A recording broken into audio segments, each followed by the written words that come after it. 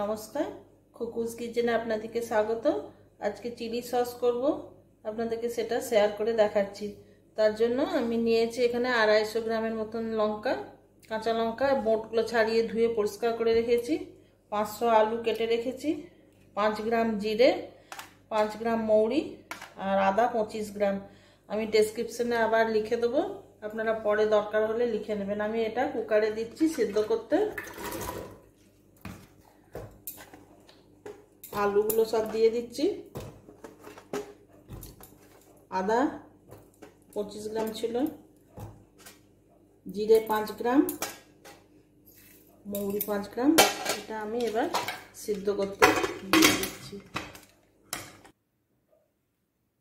সেদ্ধ করা হয়ে গেছে, আমি এবার এটা ছেঁকে নিচ্ছি।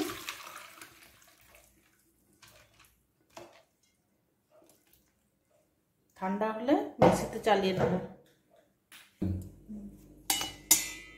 এবারে চালিয়ে নেবো, এবারে ঠান্ডা হয়ে গেছে।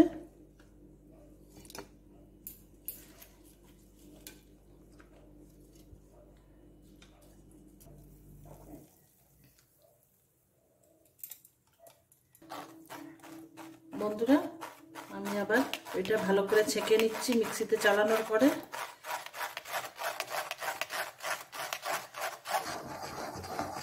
এবার এটা ভালো করে ফুটাতে হবে, ক্রমাগত নাড়তে হবে, তার মানে আলুটা তলায় লেগে যাবে। আচ্ছা, এবারে আমি নুনটা চিনিটা দিয়ে দিই।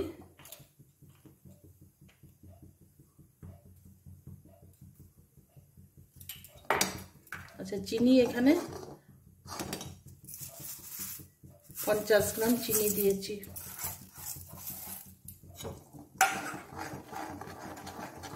আচ্ছা, সংরক্ষণের জন্য আপনারা বেনজয়েট ইউজ করতে পারেন। যদি দীর্ঘদিন আপনারা রাখতে চান তাহলে বেনজয়েট 1 গ্রাম দেবেন। আর এখানে টকের জন্য অ্যাসিটিক অ্যাসিডের লঘু দ্রবণ ভিনিগার দিচ্ছি।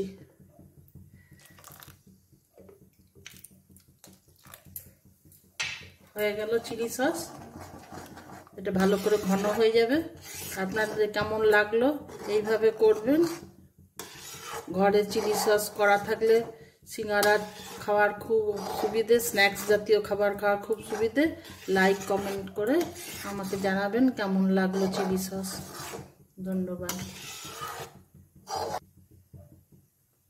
বন্ধুরা দেখুন কেমন ভালো করে ফুটে উঠেছে।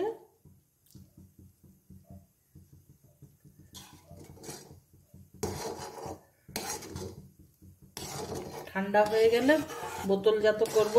বোতলটি যেন একদম জল না থাকে, তাহলেই দীর্ঘদিন থাকবে।